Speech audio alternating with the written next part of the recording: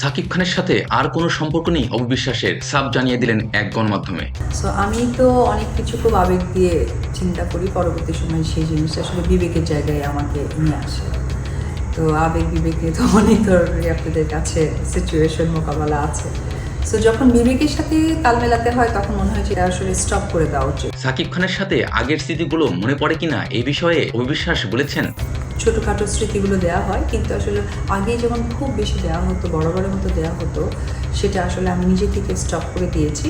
যেহেতু আর সাকিব খানের কথা ভাবছেন না, নতুন জীবন শুরু করতে হবে, এই জন্যই কি নিজের ওজন কমিয়েছেন? এমন প্রশ্নের জবাবে অবিশ্বাস বলেন, সো এইসব চিন্তাধারা থেকেই মনে হয়েছে যে আমার পারফেকশনটা কোথায় আসা উচিত, কিভাবে আসা উচিত, এটা আসলে বিবেচনা। আর অল্প সময় দিয়ে কথা না, আসলে মানুষ চাইলেই অনেক কিছু পারে। সো আমিও তো মানুষ, তার ব্যতিক্রম না, তাই আমিও পেরেছি।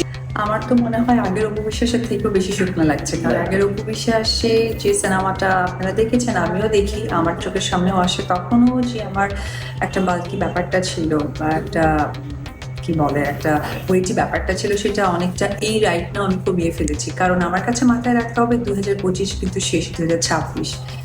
ছেলে আব্রাহাম জয়কে নিয়ে আপনি অনেক আর্থিক সংকটে আছেন, সত্যি কি তাই? এমন প্রশ্নের জবাবে অবিশ্বাস বলেন, আর বরাবরের মতোই তো আমি যেহেতু ওপেনিং, ফটোশ্যুট, ব্র্যান্ড প্রমোশনস, এটা তো ব্যস্ততা আছে।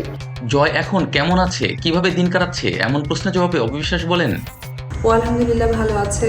9+ এইজ, অনেক বেশি বুদ্ধিমান হয়ে গেছে আলহামদুলিল্লাহ। ওর জন্য একটি কথাই বলবো, মা হয়ে যেই সন্তানকে এত সুন্দর করে সকলের কাছে প্রেজেন্ট করেছে এই ফ্যান ফলোয়াররা, তারা যেন অবশ্যই তাকে অনেক বেশি দোয়া করে, এবং তাকে যেন মানুষের মতো মানুষ করতে পারি। আমি না থাকলেও যেন তার মাঝে উপবিশ্বাসের সব কিছু যেন আপনারা ফিরে পান। হচ্ছে যে আসলে সোশ্যাল যদিও খবরটি এখনো কেউ নিশ্চিত করতে পারেনি। বন্ধুরা, নতুন নতুন ভিডিওর আপডেট পেতে এখনই চ্যানেলটি ভিজিট করো আর সাবস্ক্রাইব করে রাখো এবং কমেন্টস বক্স দেখো। জায়গাটা আসলে একটু নোংরামি ছড়ায় যাচ্ছে।